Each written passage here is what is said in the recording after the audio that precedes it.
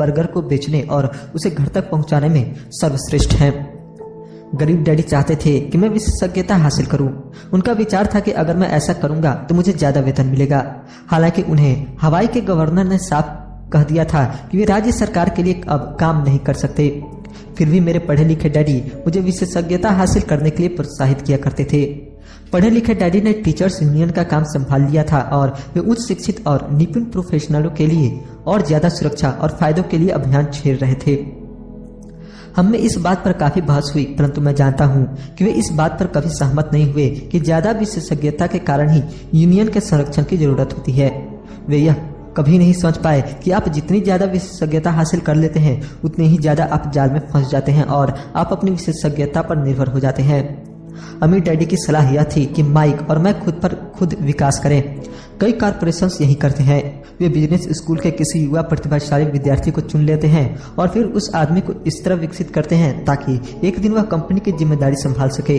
और ये प्रतिभाशाली युवा कर्मचारी किसी एक डिपार्टमेंट में विशेषज्ञ नहीं होते। वे बिजनेस सिस्टम के सभी पहलुओं की जानकारी के लिए इस डिपार्टमेंट से उस डिपार्टमेंट तक काम करना सीखते हैं। अमीर लोग अक्सर अपने बच्चों या दूसरों के बच्चों को इसी तरह विकसित करते हैं। ऐसा करने से उनके बच्चों को बिजनेस की पूरी प्रक्रिया अच्छी तरह समझ में आ जाती है और वे यह भी समझ जाते हैं कि किस तरह विभिन्न डिपार्टमेंट्स में तालमेल होता है। दूसरे विश्व युद्ध की पीढ़ी में एक कंपनी से दूसरी कंपनी में जाना बुरा समझा जाता था। आज इसे स्मार्ट समझा जाता है। क्योंकि लोग ज्यादा विशेषज्ञता हासिल करने के बजाय इस कंपनी को बदलकर दूसरी कंपनी में जाना पसंद करेंगे, तो क्यों ना कमाने के बजाय सीखने पर ध्यान केंद्रित किया जाए। कम समय में हो सकता है कि आपकी आमदनी कम हो, परंतु लंबे समय में इससे आपको बहुत ज्यादा फायदा होगा। सफलता के लिए जिन मुख्य मैनेजमेंट दक्षताओं की जरूरत होती है वे हैं, पहला कैश फ्लो मैनेजमेंट, दूसरा सिस्टम का मैनेजमेंट और तीसरा लोगों का मैनेजमेंट। सबसे महत्वपूर्ण विशेषज्ञ दक्षताएं सेल्स और मार्केटिंग की समझ है। बिक्री की योग्यता ही व्यक्तिगत सफलता की आधारभूत कुशलता है। इसलिए आपको दूसरे आदमी के साथ संप्रेषण में कुशल होना चाहिए, चाहे वह कोई ग्राहक हो, कर्मचारी हो, बॉस हो, पत्नी हो या बच्चे हो। कम्युनिकेशन स्किल्स जैसे लिखना, बोलना और सौदेबाजी करना सफल जीवन के लिए बहुत जरूरी है। यह एक ऐसी कला है जिस पर मैं लगातार मेहनत करता हूँ और अपने ज्ञान को बढ़ाने के लिए कार्यक्रमों में भाग लेता हूँ या शैक्षणिक टेप खरीदता हूँ। जैसा कि मैंने बताया, मेरे पढ़े लिखे डैडी ने जितनी ज्यादा मेहनत की वे उतने ही ज्यादा काबिल बने। उन्होंने जितनी ज्यादा विशेषज्ञता हासिल की वे उतने ही ज्यादा फंसते चले गए। हालांकि उनकी तनख्वाह बढ़ी, परंतु उनके विकल्प कम होते गए। जब उन्हें सरकारी नौकरी से हटा दिया गया तभी उन्हें पता चला कि वे व्यवसाय की दृष्टि से कितने जोखिम में थे।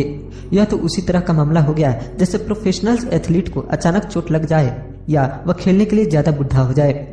उनकी ऊंची तनख्वाह वाली स्थिति चली जाती है और वे अपनी सीमित दक्षताओं के सहारे जीवन यापन करते हैं। मैं सोचता हूँ कि इसलिए मेरे पढ़े लिखे डैडी बाद में यूनियनों के इतने समर्थक बन गए थे। उन्होंने यह महसूस कर लिया था कि यूनियन ने उन्हें कितना ज्यादा फायदा दिलाया होता। अमीर डैडी माइक और मुझे सभी चीजों के बारे में थोड़ी थोड़ी जानकारी रखने के लिए प्रोत्साहित करते थे। वे हमें ऐसे लोगों के साथ काम करने के लिए प्रोत्साहित करते थे जो हमसे ज्यादा स्मार्ट थे और वे हमसे यह भी चाहते थे कि हम स्मार्ट लोगों से एक टीम के रूप में काम करवाएं। आज इसे व्यावसायिक विशेषज्ञताओं का समन्वय कहा जाता है। आज मैं भूतपूर्व स्कूल टीचर से मिलता हूं जो हर साल लाखों डॉलर कमा रहे हैं। वे इतना ज्यादा इसलिए कमा रहे हैं क्योंकि उनके पास अपने क्षेत्र के विशेषज्ञ दक्षताओं के अलावा भी दक्षताएं हैं। वे सिखा भी सकते हैं और बेच भी सकते हैं और मार्केटिंग भी कर सकते हैं। बिक्री और मार्केटिंग की दक्षताएं ज्यादातर लोगों को इसलिए कठिन लगती है क्योंकि इसमें नकारे जाने या अस्वीकार किए जाने का डर होता है।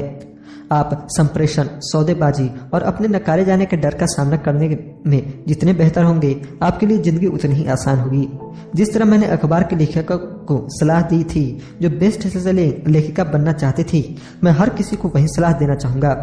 तकनीकी रूप से विशेषज्ञता हासिल करने के कुछ मजबूत पहलू होते हैं और कुछ कमजोर पहलू होते हैं। मेरे कुछ दोस्त हैं जो जीनियस है, परंतु वे दूसरे लोगों के साथ प्रभावी ढंग से बात नहीं कर पाते और परिणाम स्वरूप उनकी आमदनी बहुत कम है। मैं उन्हें सलाह देता हूं कि वे 1 साल तक बिक्री की कला सीख लें। चाहे वे कुछ भी ना कमाए, परंतु उनकी कम्युनिकेशन स्किल सुधर जाएंगी और यह अनमोल है। अच्छे सीखने वाले, बेचने वाले और मार्केटिंग करने वाले व्यक्ति होने के अलावा हमें अच्छे शिक्षक और अच्छे विद्यार्थी होने की भी जरूरत है। दरअसल अमीर होने के लिए आप में लेने के साथ ही देने की काबिलियत भी होनी चाहिए। आर्थिक या प्रोफेशनल संघर्ष के मामले में देने और लेने में बहुधा कमी देखी गई है। मैं ऐसे कई लोगों को जानता हूँ जो सिर्फ इसलिए गरीब है क्योंकि वे न तो अच्छे विद्यार्थी है न ही अच्छे शिक्षक। मेरे दोनों डैडी उदार थे। दोनों ने पहले देने के सिद्धांत का पालन किया था। शिक्षा देना उनके लिए देने का एक प्रकार था। जितना ज्यादा उन्होंने दिया उतना ही उन्हें मिला। पैसे देने के मामले में जरूर उन दोनों में अंतर था। मेरे अमीर डैडी ने बहुत सा पैसा दान दिया। उन्होंने अपने चर्च को दान दिया, समाज सेवी संस्थाओं को दान दिया और अपने फाउंडेशन को दान दिया। वे जानते थे कि पैसा हासिल करने के लिए पैसा देना होता है। पैसा देना ज्यादातर अमीर परिवारों का रहस्य है, इसलिए रॉकफेलर फाउंडेशन और फोर्ड फाउंडेशन जैसे संगठन काम कर रहे हैं। ये संगठन उनकी संपत्ति को लेते हैं, उसे बढ़ाते हैं और लगातार देते रहते हैं। मेरे पढ़े लिखे डैडी हमेशा कहा करते थे, जब मेरे पास अतिरिक्त पैसा होगा मैं उसे दान में दूंगा। समस्या यह थी कि उनके पास कभी अतिरिक्त पैसा नहीं आया, इसलिए वे ज्यादा पैसा कमाने के लिए ज्यादा मेहनत करते रहे और पैसे के सबसे महत्वपूर्ण नियम को भूल गए, दो और आपका मिल जाएगा। इसके बजाय वे यह यकीन करते थे, लो और फिर दो। निष्कर्ष में मैं यही कहना चाहता हूँ कि मुझ पर दोनों ही डैडियों के छाप है। मेरा एक हिस्सा कट्टर पूंजीपति का है जो पैसे से पैसा कमाने के खेल से प्रेम करता है। मेरा दूसरा हिस्सा एक सामाजिक रूप से जिम्मेदार शिक्षक का है जो गरीबों और अमीरों के बीच बढ़ती आर्थिक खाई से बहुत ज्यादा चिंतित है। मैं इस बढ़ती हुई खाई के लिए मूल रूप से दकियानुसी शिक्षा तंत्र को जिम्मेदार मानता हूँ। अध्याय 8 बाधाओं को पार करना।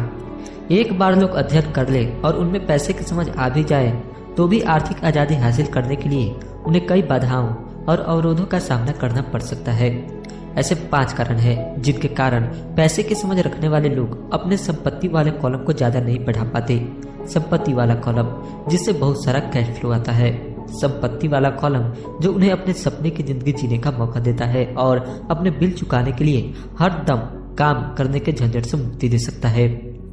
ये 5 कारण है: डर, सनकीपन, आलस्य, बुरी आदतें और जिद। कारण नंबर 1, पैसा खोने के डर से पार पाना। मैं कभी किसी ऐसे व्यक्ति से नहीं मिला जिसे पैसे का नुकसान अच्छा लगता हो, और मेरी जिंदगी में मैं कभी किसी अमीर व्यक्ति से नहीं मिला जिसने कभी भी पैसे का नुकसान न उठाया हो। परंतु मैं ऐसे बहुत से गरीब लोगों से जरूर मिला हूं जिन्होंने एक दमड़ी भी नहीं खोई है निवेश में। पैसा खोने का डर स्वाभाविक है, यह हर व्यक्ति को होता है, अमीरों को भी। परंतु समस्या डर नहीं है, समस्या यह है कि आप इस डर का सामना किस तरह से करते हैं। पैसा खोने के बाद स्थिति से किस तरह निपटते हैं। आप असफलता को किस तरह से लेते हैं, यह आपके जीवन में बहुत महत्वपूर्ण है। यह जिंदगी में केवल पैसे के बारे में ही नहीं बल्कि हर चीज के बारे में सही है। एक अमीर व्यक्ति और एक गरीब व्यक्ति में मूलभूत अंतर यह होता है कि वे इस डर से किस तरह मुकाबला करते हैं। डरने में कोई बुराई नहीं है। पैसे के मामले में डरपोक होना भी कोई बुरी बात नहीं है। आप अब भी अमीर हो सकते हैं। हम सभी कुछ मौकों पर बहादुर होते हैं और कुछ मौकों पर डरपोक। मेरे दोस्त की पत्नी एक इमरजेंसी रूम की नर्स है। जब भी वह खून देखती है वह तत्परता से काम में जुट जाती है। जब भी मैं निवेश का जिक्र करता हूँ वह भाग जाती है। जब मैं खून देखता हूँ तो मैं नहीं भागता, मैं बेहोश हो जाता हूँ। मेरे अमीर डैडी पैसे के नुकसान के डर या फोबिया को समझते हैं। कुछ लोग सांपों से डरते हैं, कुछ लोग पैसा गंवाने से डरते हैं। दोनों ही फोबिया हैं, उनका कहना था। पैसा गंवाने के बारे में उनका सुझाव यह छोटी पंक्ति थी: अगर आप जोखिम से घबराते हैं और चिंता करते हैं तो जल्दी शुरू कर दें। इसलिए बैंक तभी बचत की आदत डालना चाहती है जब आप छोटे होते हैं। अगर आप कम उम्र में शुरू करते हैं तो आपके लिए अमीर होना ज्यादा आसान होगा।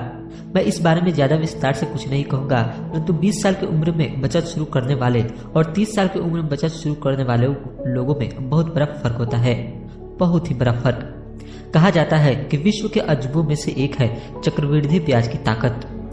मैनहट्टन आइलैंड की खरीद दुनिया के महानतम सौदों में से एक मानी जाती है। न्यूयॉर्क को $24 में खरीदा गया था, परंतु अगर उस $24 को 8% सालाना ब्याज पर निवेश कर दिया जाता तो वही $24 1995 के अंत तक $28 ट्रिलियन से ज्यादा हो गए होते।